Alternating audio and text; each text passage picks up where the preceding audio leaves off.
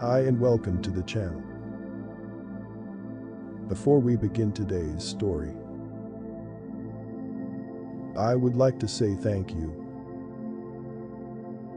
to all the subscribers on the channel. Our small community, it's expanding very fast.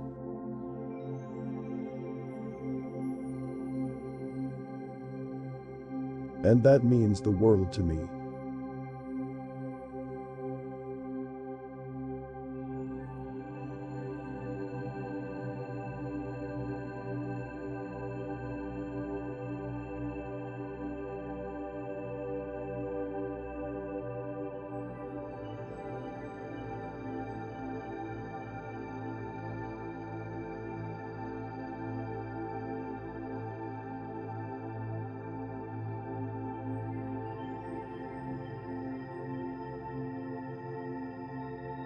Now get comfortable.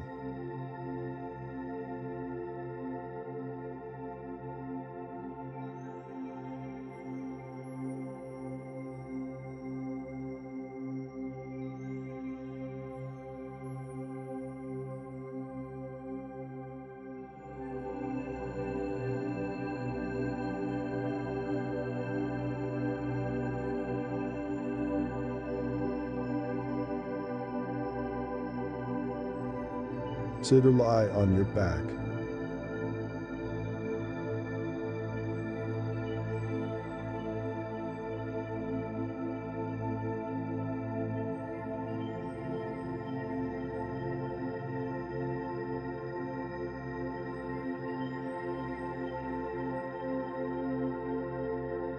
Relax your body by releasing any areas of tension.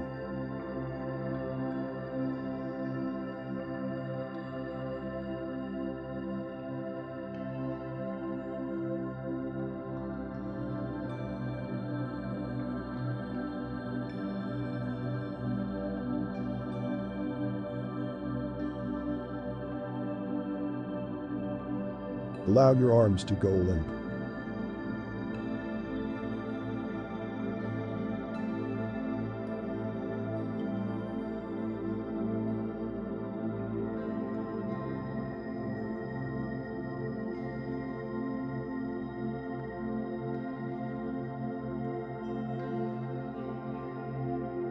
Then your legs.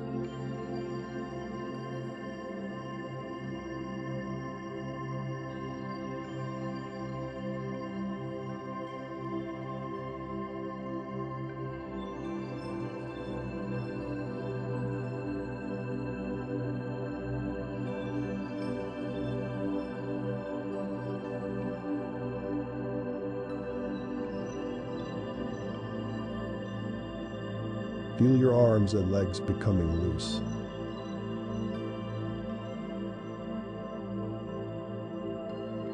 And relaxed.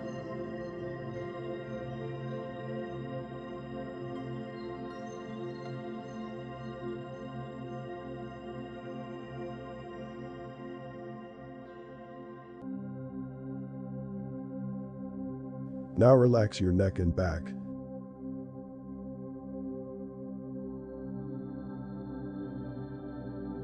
By relaxing your spine.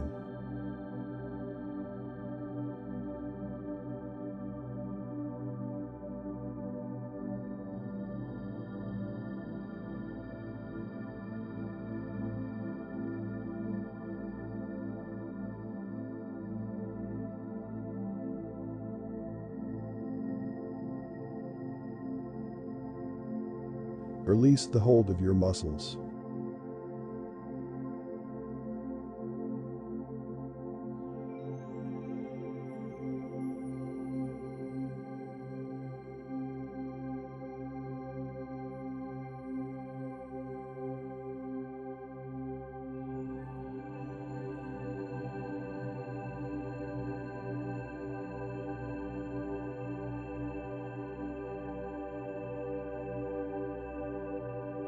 Breathe deeply, drawing air fully into your lungs.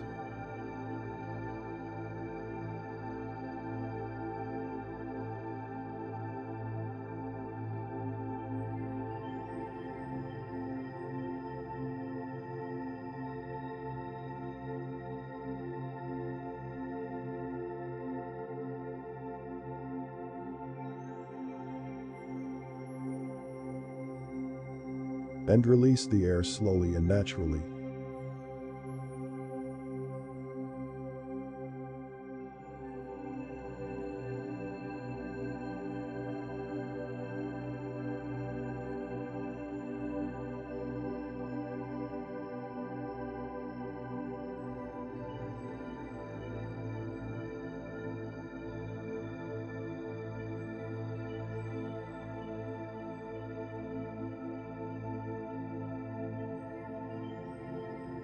Breathe in again, slowly. Pause for a moment and breathe out.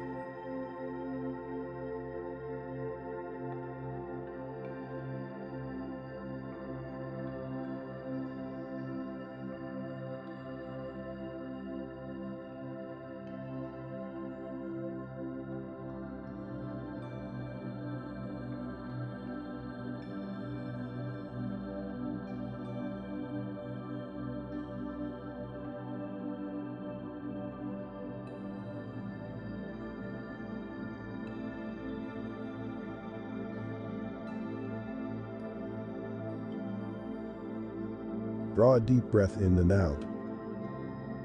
Become more and more relaxed with each breath. Feel your body heaving and sinking into the mattress with each breath.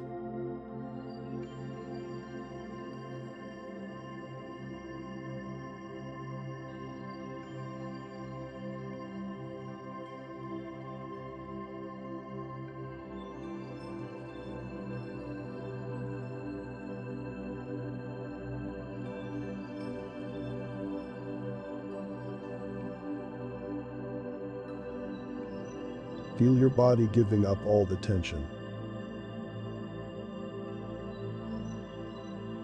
Becoming relaxed and calm and peaceful. Now take a few moments observing your body.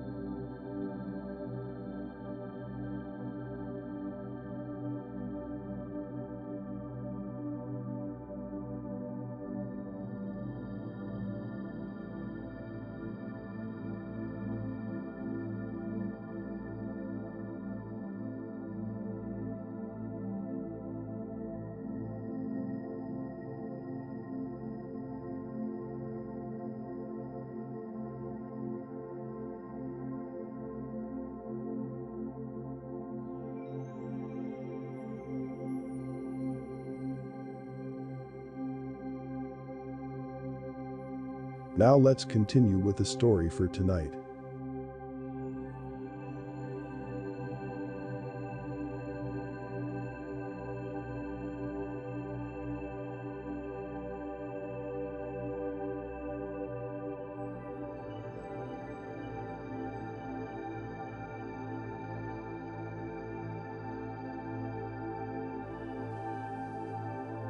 The big day had finally arrived at the school for gifted children, and the dean practically kowtowed from his own office.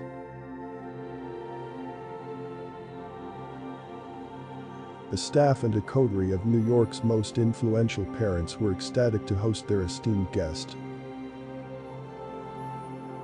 the one and only Dr. Warren Albright.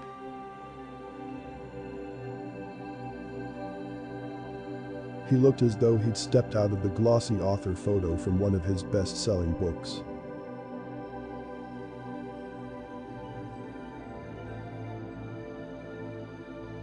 His hair was chestnut brown with frost-touched temples,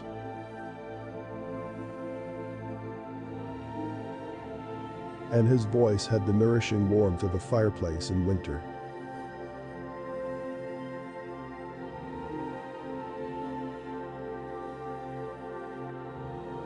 He used his power to diagnose latent super abilities to set young people on the path to greatness. Dr. Albright was much more than a mentor. He was a guidance counselor. He could hear the children and their minders outside in the hallway, waiting for their date with destiny. They were all overachievers, but not all were from privileged backgrounds. The Albright scholarship had scouted them from every walk of life. Born with rare conditions, they had beaten the odds to make it this far, and now they were hoping to win the lottery. Early assessment, career planning and connections were all key factors in the success of famous superheroes. Dr. Albright set his pipe in the dean's paper clip bin, adjusted the sleeves of his barleycorn tweed jacket, and then announced to the headmistress, "Let us begin."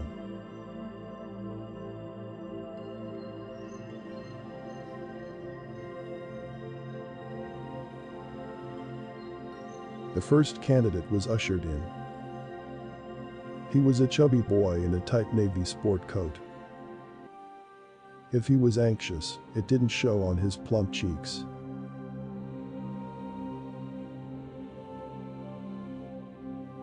He practically bounced into the room. Dr. Albright glanced down at the boy's academic transcript.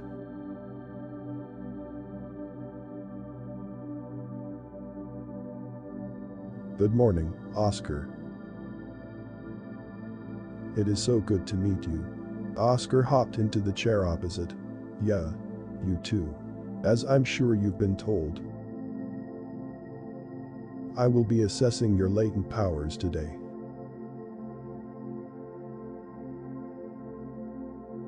We will be discussing issues above and beyond the clinical baseline diagnosis.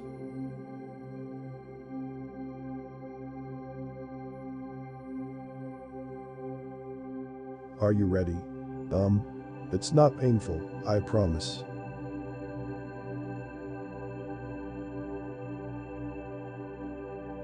"Yeah, I'm ready." Dr. Albright leaned in. Oscar's smile brightened and he shrugged and tented his fingers, absorbing information with his exquisitely refined power.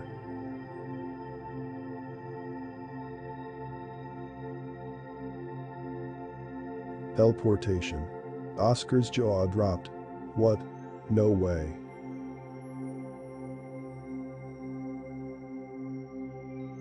"Really? I have known a few teleporters in my day. It is a rare and incredible gift." Dr. Albright scanned through Oscar's academic record. "How is your math?"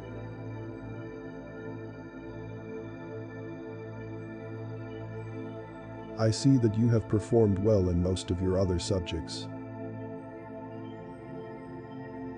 "I love learning languages, and I'm a total anthropology geek.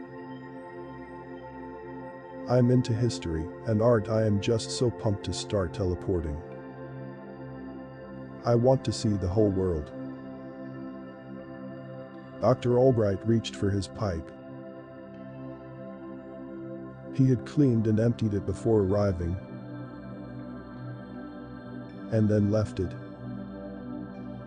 as there was no smoking allowed in the school.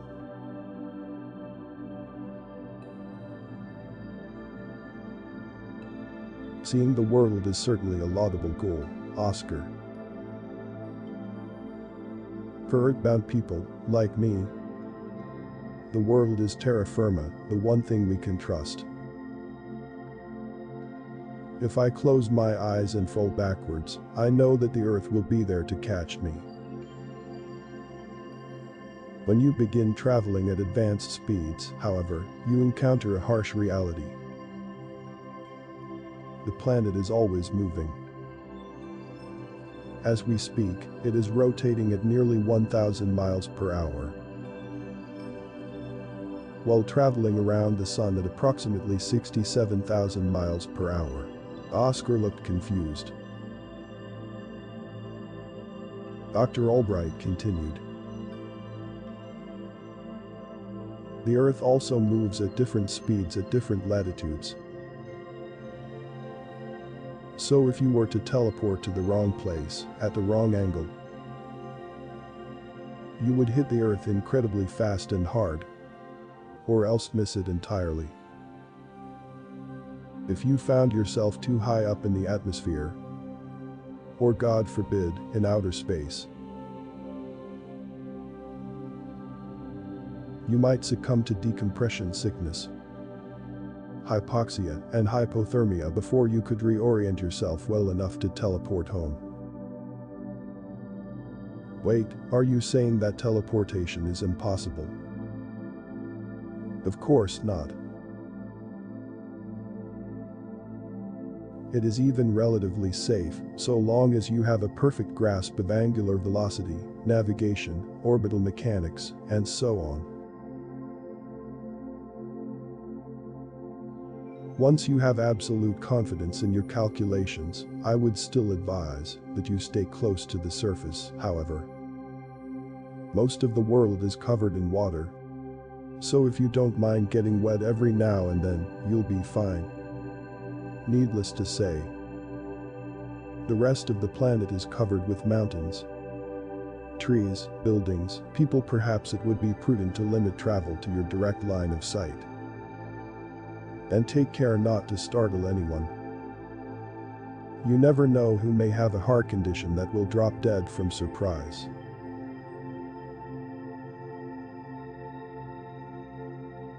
Oscar's buoyant cheeks deflated.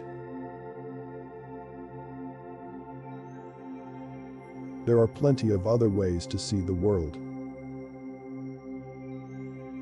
You could be a pilot. He paused to double-check Oscar's grades, or possibly a flight attendant. Oscar shuffled to the opposite door, carefully placing one foot in front of the other. The next candidate strode in. He was the oldest of the group, a young man with a burgundy button-down and a gold silk bow tie. He extended a firm handshake. I'm Marcus Hill. It is an honor to meet you, Dr. Albright.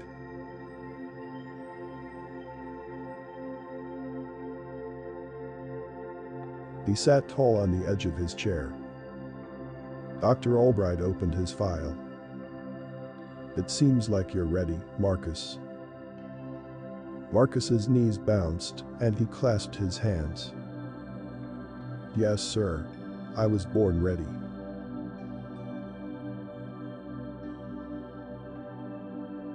Dr. Albright closed his eyes and nodded. Pyrogenesis. Marcus leaned back and covered his mouth. Fire powers. For real? He grinned and brought his hands back together. Okay. That's what's up. Dr. Albright absent-mindedly touched his pipe again. I understand that fire can be a very alluring force, but it must command your respect. As an exercise, I would like to present you with some of the most common scenarios that require heroes. Earthquakes, plane crashes, industrial accidents, terrorism, riots. Do any of those situations seem like they would be improved with fire? The teenager's face tightened. I'll be a solution, not a problem. I'll train until I'm world class. I'm sure you would, Marcus, but there is a reason why police officers and doctors don't carry flamethrowers. The military no longer uses them either. Not because they are cruel and indiscriminate, which of course they are, but because they are not deemed particularly effective.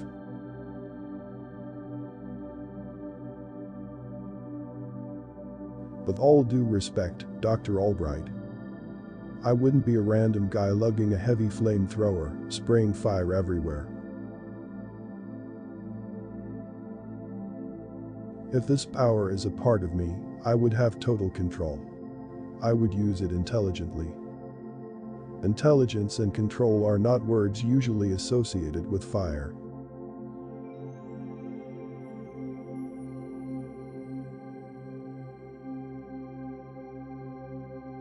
Do you remember the Tuller Complex fire? I suppose it was before your time. It was one of the worst wildfires in this hemisphere. Thousands of homes, 100 civilians, dozens of firefighters, countless animals reduced to ash, all by a kid with a lighter.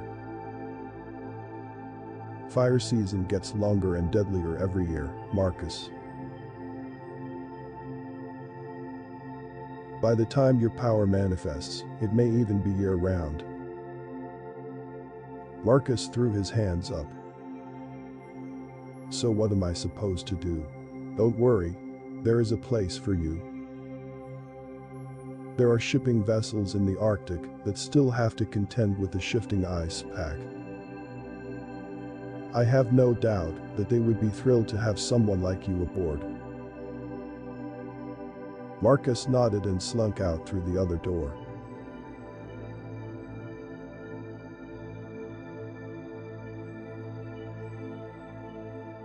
The next candidate, a lanky girl with dirty blonde hair and large green eyes, waved as she entered.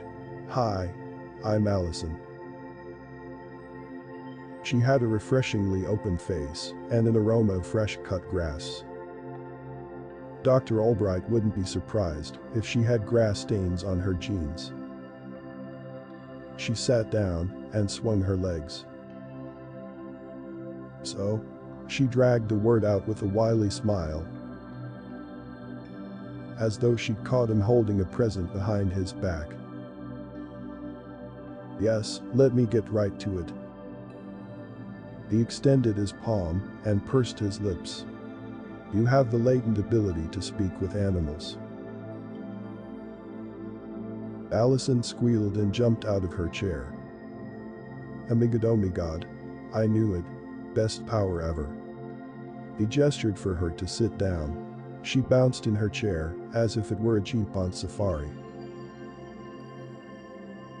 "Tell me, Alison, are you a vegetarian?" She cocked her head to one side. "I like vegetables." "Yes, but do you only like vegetables?" "I love animals, if that's what you mean." Dr. Albright put his palms on the desk. "Do you eat meat?" "Only chicken and bacon. And fish. Oh, I guess I like turkey, but not like, all the time." "I see. That will probably change once your power becomes active." "I would strongly recommend that you move as far as possible from any industrial farms, slaughterhouses, or animal shelters before that time." "Does this mean I can be an animal doctor?" "As long as you keep your grades up, I am confident that you will make a fine veterinarian." She bounced from the room, eager to tell everyone about her exciting future. Dr. Albright closed her file. "Please send in the next candidate." A slim boy efficiently crossed the room and sat down. He stared at Dr. Albright through his square glasses. "Good morning, David." He tapped the boy's transcript. "I must say, your academic achievements are outstanding." David blinked and adjusted his glasses. The light shimmered off his dark hair, which had nearly been combed and gelled into a helmet. "Feel free to talk or ask questions." The boy waited quietly. Dr. Albright moved on with his assessment. He repressed a shiver. "Mr. Kwan, you have the latent ability to project energy from your eyes." The boy paused, about to readjust his glasses. "This will be hard to hear, so I will deal with the facts plainly. Your eyes are weapons. If you decide to use your powers in wartime, to uphold the law, or even in self-defense, you will have to look directly at your enemies. There will be no fog of war. You will witness exactly what you have done, and it will not be pretty." The boy nodded slowly for him to continue. "The world needs soldiers and protectors, I won't deny that. Your skills will be highly valued, and if you choose that life, I know you will perform admirably." Dr. Albright's eyes flicked away. "The larger issue here is with civilian life. Once people learn of your ability, it is unlikely that they will ever make eye contact with you again. They may not even go near you, for fear that you may sneeze or get startled and unleash a sudden bolt of lethal energy. Beyond the risks of the battlefield and almost guaranteed PTSD, you will return to a life of alienation and loneliness." David's face remained neutral, but strands of his black hair broke free from their orderly shell, and his glasses had begun to fog up. "I am terribly sorry to be the bearer of such bad news, David, but there are options." After decades of research and great expense, the Albright Foundation had developed a treatment that permanently sent superpowers into complete remission. They provided this service freely for those with dangerous or unwanted abilities. David Kwan rose wearily, like a prisoner yacked with a great weight. "Thank you for your honesty, Doctor." He left without looking back and stepped into the hall, where his severe-looking parents waited expectantly. Dr. Albright watched him leave with a twinge of relief. He slid David's folder to a separate pile, and then signaled to the dean that he needed a break. He took his pipe outside to the rose garden. The parents and administrators watched him pack his pipe. They were nervous and eager for answers, but they had the decorum not to impose upon his solitude. He struck a match and sipped the stem of his pipe until the sweet tobacco smoldered. He considered all of the kids that he never had a chance to counsel, those ignorant, reckless youths that had grown to become infamous criminals. Commodore Chaos, Laughing Skull, King Psycho, Pain Eater. He puffed and exhaled a smoky sigh of deep satisfaction. None of them had snuffed out as many superheroes as Dr. Albright.